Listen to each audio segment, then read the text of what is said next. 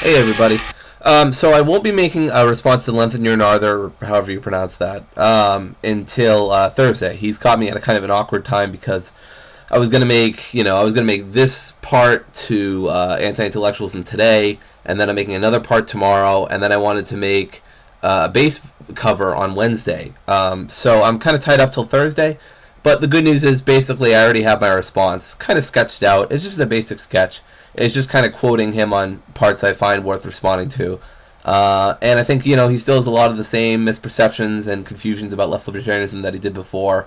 I won't really elaborate further from there, but suffice to say there will be a response, and we're still in disagreement over, everything we basically were before. So I don't really know that we've come any further, but anyway, that'll be on Thursday, most likely. Don't hold me to it, but most likely. So I'm glad my first video has already gotten like over 50 views or something. That's pretty good for me. And I hope it continues. So I hope you guys really enjoy this. This will be my second part. And I hope you guys like the video editing I'm doing. I thought it was kind of cool to put in The Idiots Are Taking Over. I thought that was a pretty cool song to put in there. And I'll get better and better with video editing as we go along, and I'll have certain parts of songs instead of just the intro all the time. So anyway, moving on though. So I want to talk about anti-intellectuals in action. Now there are actually a few ways we can look at the anti-intellectuals in action, but first, actually, I want to go. And I haven't said actually enough, have I? I want to go briefly over a few more defenses of anti-intellectuals in the second sense I've talked about already before we continue. The intellectuals, whether they be vulgar or not, by their very nature, or by what they essentially are as intellectuals, if you don't like the word nature, create a hierarchy of knowledge and sometimes, if not always, a bureaucracy of knowledge along with it. Why is this so? Well, the intellectual creates a social space in which they are deemed to be the expert in their field, and without the proper checking from them on the subjects they say they excel on, it may be near impossible to actually put anything out in the field without their say-so. This is obviously understandable to a degree or another. For instance, it'd be foolhardy to write a book about evolution without making a single reference to Darwin or his theories and what your theories have to do in relation to his. And perhaps they'll even take up most of the book if you think they're important enough, sure. But you might also do it because you think other people think it's so important. And this creates a hierarchy of knowledge and a more complicated process of getting your opinions out, or bureaucracy, if you will. You not only have to come up with your own ideas, but have to constantly refer back to those before you, whether they're alive or dead, just to have some semblance of credibility. Now again, to an extent, this is certainly understandable, and I'm not saying that it's possible that such a phenomenon, and all I'm saying, is that it's possible that such a phenomenon might be harmful in some situations more than helpful. But all that aside, it can also reduce the knowledge of the people lower down in the hierarchy of the knowledge chain. This is because hierarchies themselves, as Kevin Carson has noted in his works on P2P networks and hierarchy itself more generally, tend to remove knowledge from those below and concentrate them onto the people up top. Now, for more on this, since I don't want to dawdle on this point, you can check out Kevin Carson's blog post, Why Hierarchies Create Clusterfucks, as well as Hierarchy or the Market, and Why Networks Defeat Hierarchies. And thus I posit the mere existence of intellectuals, or at least there being a class of intellectuals, and we'll talk more about whether that should actually be the case as we go along, seems problematic in some respects no matter what, vulgarity or not. But let's return to this later, as I said. For now, I just want to state briefly that I think the study of knowledge for its own sake is by itself nothing wrong, and using that knowledge or activity that has to do with knowledge isn't either. Again, it's all about intentions and ends. I hope to distinguish the good from the bad intellectual, in my opinion, as I begin now by taking a look at a good portion of John R. Searle's, and again, that's how I'm pronouncing his name, not sure if it's correct or not, The Campus War, Chapter 2, The Students. Now, what must be kept in mind throughout this whole analysis is that Mr. Searle's writing is from the 60s and 70s during the Vietnam War and the conflicts that happened on the campus. I'll be shying away from what Mr. Searle has to say about the student groups themselves, and of course, in the description I'll link the Campus Wars, the second section, which is the students, and I've already linked it in the former video, but I'll link it in this video too. So I'll link it either way, so you can read up on it if you're really interested, and I do think it's interesting.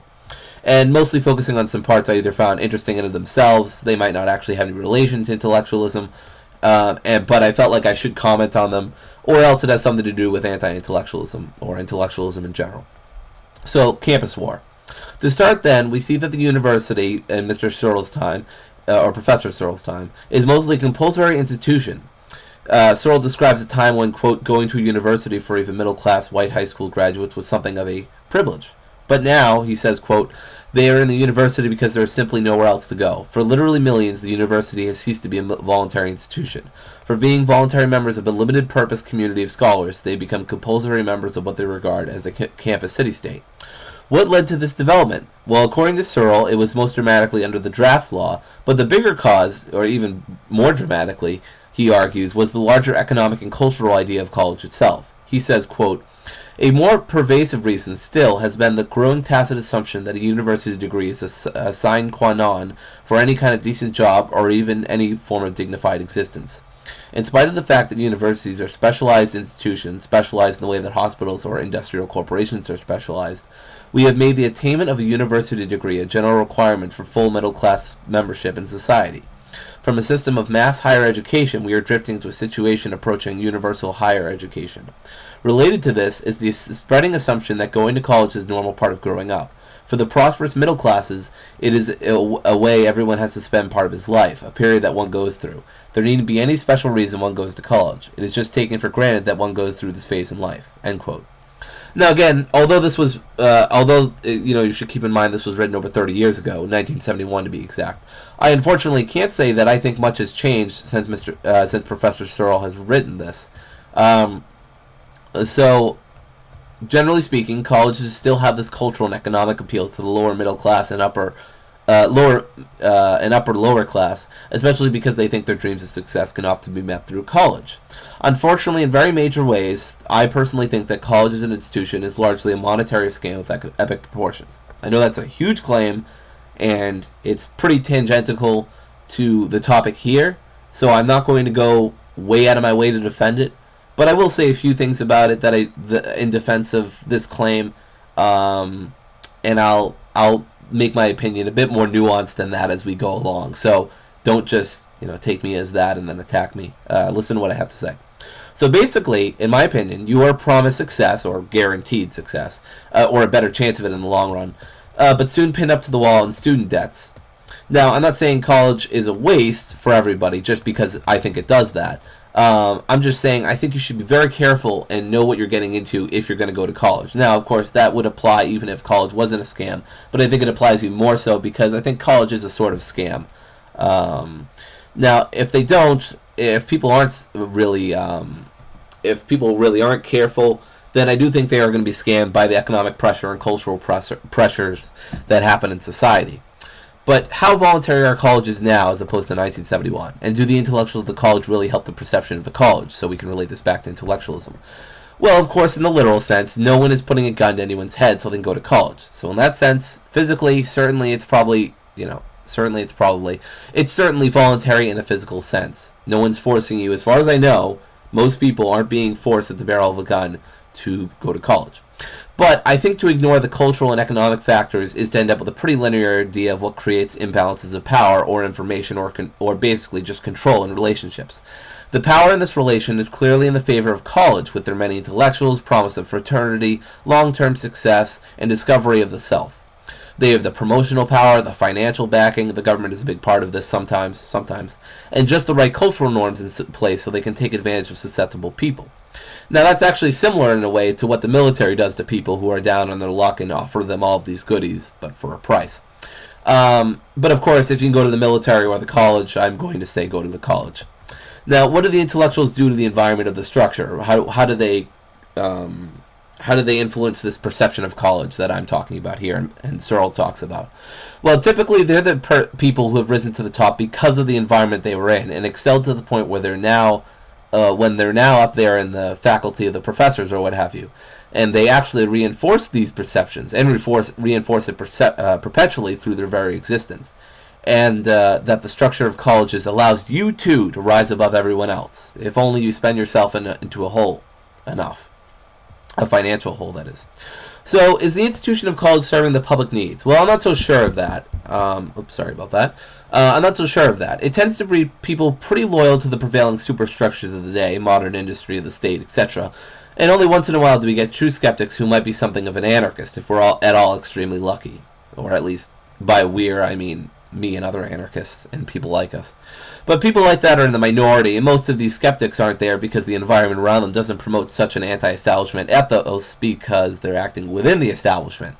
It's a matter of fighting an uphill battle if you're in the position of an anarchist, and it might be worth it to some people, and if it is, I'm not going to say don't do it. And, I don't want to overstate my case. I don't hate college, and I don't think it's the worst thing since non-sliced bread. I don't know what you'd say. I don't think it's the biggest scam in the world, just to add to that, and I certainly don't think it doesn't offer any rewards or success at all, or it's not possible in the least. I just don't think that it's good for people who can't afford it or who don't think carefully about it. Mostly, And even past that a little bit, I might argue, but not here. I won't argue that here. And honestly, I'd be lying if I told you I wasn't very much interested in becoming a professor if I had the money to go to college and felt secure financially at the same time. And yes, self-discovery, new friends, new ideas, new networks, and plenty of new and great things can be formed in college, certainly. In addition, college is useful for specialized fields that really require the degrees, and for certain materials or research papers or whatever that you might just not be able to find anywhere but a college library, and so on and so forth, and college apologetics. So I'm just trying to say, even though I do have that pretty radical position that I think college is in some ways a scam, I do have, a bit more of a nuanced opinion than that. Sorry, I just have some water with me. So my point is, by pointing all that out, that for all my criticism of college, I'm certainly not de facto against college or what it's trying to do, which is just create a more intellectual environment, more scholarly environment, whatever. More like what it actually is doing and the results of the activity in modern society. But anyways, my opinion on college not being worth your time isn't a new one, and I'm not going to stress it anymore. And you can find the same opinions elsewhere. John Stossel on 2020, back when he used to host it, had Is College a Scam? That's a decent episode. And there's a documentary on college being a scam. So I'll link both of those I'll put those links in the description. Just it's kind of a side concern, but I think it is relevant to intellectualism, certainly. Anyway, we have now that we have certain set of the parameters of the discussion of Mr. Searle's topic, the next important point, for me at least, is more related to intellectuals, and that is who actually populates these universities. Searle points out that graduates, the undergraduates, and the dropouts are actually all in the same boat. He says they're all, quote, in the university community without accepting its fundamental theory or goals, but they still regard it as their home, their turf. But how could this be? End quote after turf. But how could this be? Well, during the era that Searle wrote this, the outside had become unattractive, and the inside probably even less so, due to the Vietnam War and the draft and all that. Most kids didn't want to be there due to the draft, again, or whatever pressures they felt, and so they had as much incentives to keep pushing the dates up, and even if they had no real goal of where they were going, they'd rather be there than outside. Suffice to say, although the graduate students and dropouts look diametrically opposed, or rather that they should be, they are in fact a lot closer to the same end than either side might want to admit.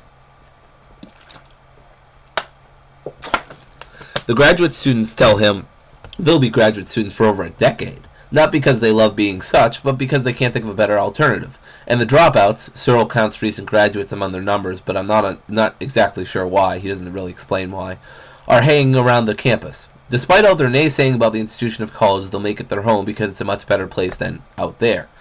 But wait, why would graduates and postgraduates be in the same class as the dropouts? Well, that's because there's something I'd like to call drop-ins.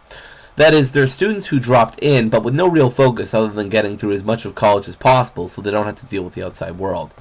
Not that I blame them, of course, because in fact I'd probably be one of those drop-ins if I was living in the 1960s or 70s. If I hadn't already hightailed it to Canada or Mexico or some other place I could avoid the draft. But the fact of disinterest between the drop-ins and outs remains nonetheless. Now, Searle describes the phenomenon as such. He says, quote, especially in the great graduate departments of the social sciences and the humanities, political science, English, comparative literature, sociology, and philosophy, there has been a large growth in the number of students who are not seriously interested in the professional careers for which they are ostensibly being trained. What the Marxists would call a contradiction has arisen between the faculty's conception of graduate instruction as a professionally qualifying training in the intellectual discipline, culminating in an original piece of scholarly work in the form of a dissertation, and the attitudes of a fairly sizable number of graduate students in these disciplines who do not have the professional competence, commitment, aspiration, or Sitzfleisch, there's a German word for you, to fulfill the faculty's requirements. Sitzfleisch, that's an interesting word. I think it means butt or something else. Yeah, I know, I'm really immature. So anyway, so what would the intellectuals look like in a situation like this? Perhaps a sort of purgatorial type. Now I'm just speculating, but maybe it's one who is stuck in between the academic frame of mind and the practical aim of mind, or frame of mind, I mean rather, though these two aren't always separate. To get through college and graduate school just so they can avoid the future. The intellectuals then are half-assed, and probably only a quarter of that is actually having any focus on their studies or what have you. But Searle does not really tell us what the intellectuals look like, besides not being what the intellectuals before them in college wanted them to look like. But perhaps that's enough of a description by itself. I won't speculate any more besides that. So there are 5 subcultures that color the universities of the day: the fraternity sorority culture, the professional culture, the intellectual culture, the hippie culture, and the political or radical culture. Man, did I say culture enough? Culture, culture, culture. Love that word. Culture. Anyway, I won't comment too much on all this, actually, although I do think it's interesting and worth talking about. Or its effects on intellectuals or anti-intellectualism itself, except a little bit here and there. But mostly, I'd actually just like to do a little bit of a personal musing, since I thought this would be interesting, about which group I think I belong to in the one semester that I did go to school. So, in my time at college, I actually probably fit most into, ironically, here we go, the intellectual subculture, within a bit of the radical subculture thrown in to color my sort of intellectual pursuits and ends. I certainly didn't have some big profession lined up for me, or some air of certainty about what I wanted to do, and I even changed my major from history based on my history-based major onto a philosophy-based one a quarter or more through the year.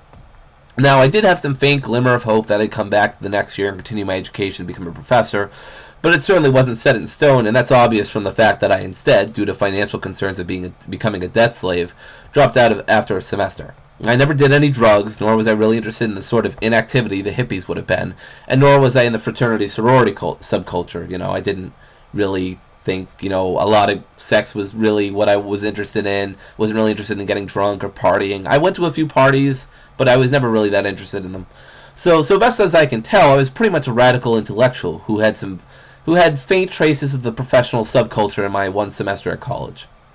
Now, of course, this is going by the outdated 60s and 70s subcultures of the day, but these subcultures still exist in some respect or another, just in different forms and in different ways. But actually, to kind of contradict myself, the professional sorority and intellectual subcultures actually still exist. They're definitely different, but they do exist. And while heavily diminished, the hippie and radical subcultures have become much more dispersed, but they're still out there, if out there at all. Now, my experience, and this was at a small private college, not community college, a small private college, so take it for what it's worth. My experience was that the skaters mostly replaced the hippies, and the radicals were, sadly, almost nowhere to be found.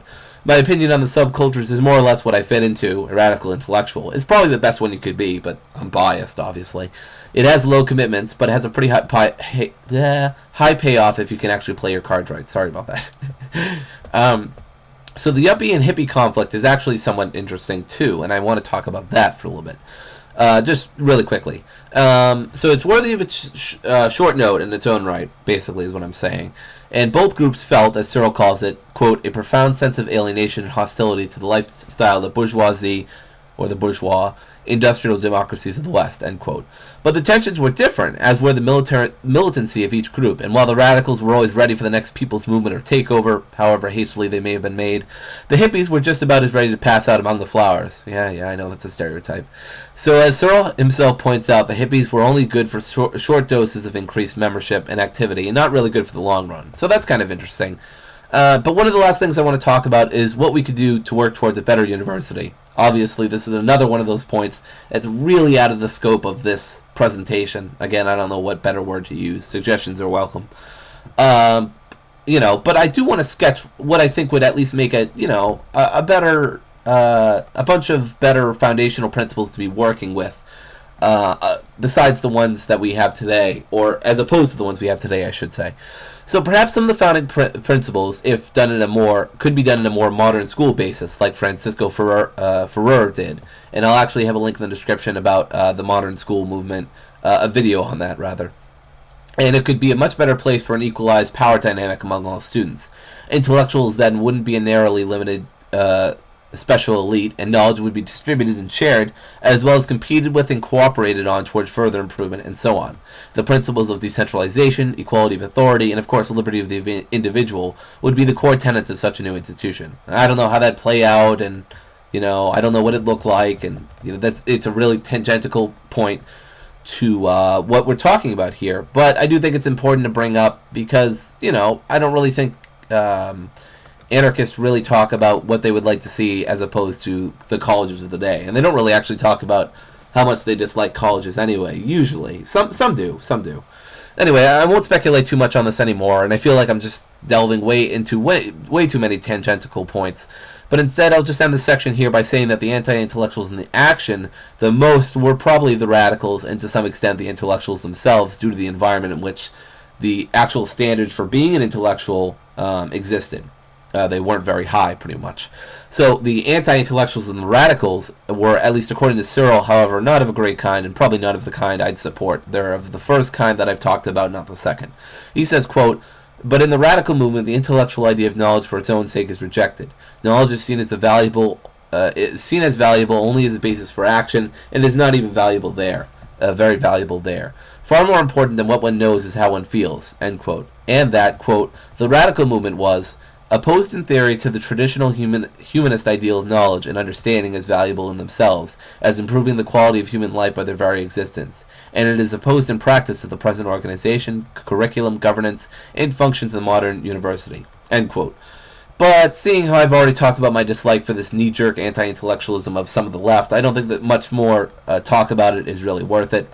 And anyway, we're going to get more into that sort of anti-intellectualism that I don't support in the next section, which will be about the article called "Action Will Be Taken, Left Anti-Intellectualism and Its Discontents." So that's it for now. Again, hope you guys really enjoyed this, or just plain old enjoyed it. I don't know why I'm stressing it so much. And the next part will be about anti-intellectualism, the left and its discontents, as well as the conclusion to all of this. So I will see you guys tomorrow. And then on Wednesday, I'll have the base cover. On Thursday, I will be making a response to Lengthen Your Narther. And on Friday, I'm planning on putting a video up for the Left Libertarian YouTube Collective. Quite a busy week for me on YouTube, so I'm glad I'm able to do all these videos for you. I know it's been a while since I've done a lot of videos in a row, much less videos in general. So I hope this makes it up to you guys. I hope you guys are enjoying this series, and I will talk to you soon.